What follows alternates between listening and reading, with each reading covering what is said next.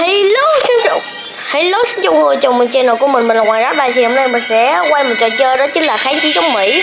Mình biết trò chơi này qua anh Dương FG, thì anh ấy cũng đã quay trò chơi này rồi. Thì cũng như anh Dương FG nói thì cái game này cũng không phải là thú vị, mà nó mang tính chất thư giãn rồi. Cái này mà mình tải game này về cũng một phần là mình thích cái game này, với lại nó cũng kể về Việt Nam mà. Các bạn hãy tải nghe xuống. Cái ly bày đằng kia chưa dọn xuống nữa. Cái ly kìa. Nhưng mà mình đây, các bạn thấy đây là cũng giáp.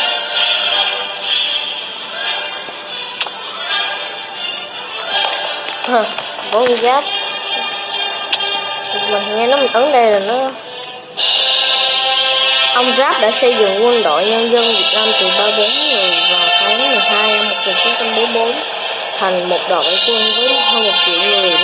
Ông đã chỉ huy quân đội tốt trong cả hai cuộc chiến tranh chống Pháp và chống Mỹ.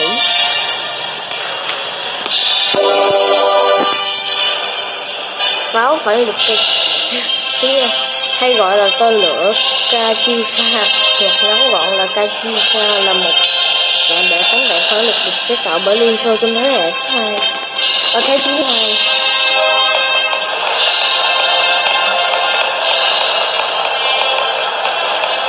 mình sẽ bấm này để chết em áo giáp thì nó hàng.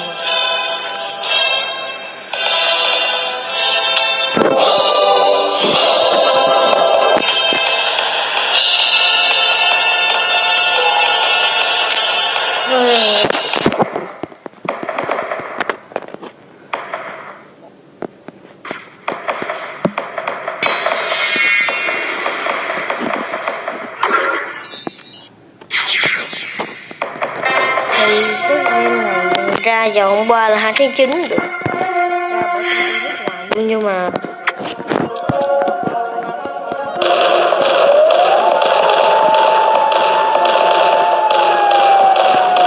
tìm thấy trên Google Play, nhưng mà thấy cái link ở trong video nên mình tải.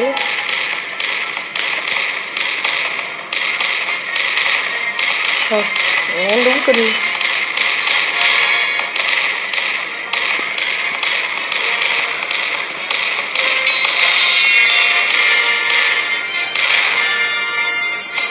Thành phố Hồ Chí Minh ư?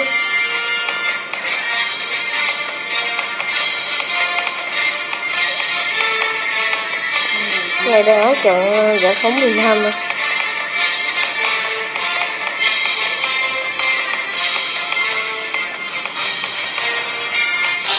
Này là gọi nhóm bom B, nhóm bom T chính rồi.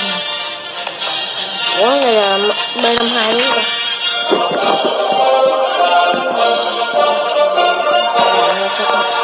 Nhóm bom B2 B52 đúng chứ.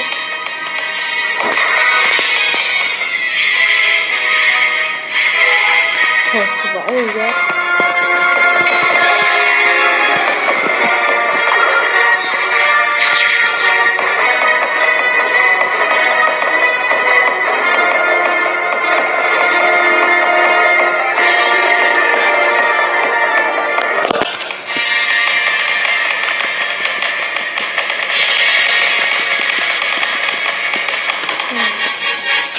Xe tăng 120 là đủ tiền mua xe tăng huyết này. Vẫn là cái súng luôn.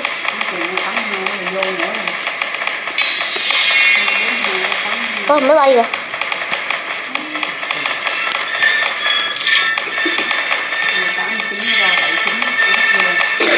Wow.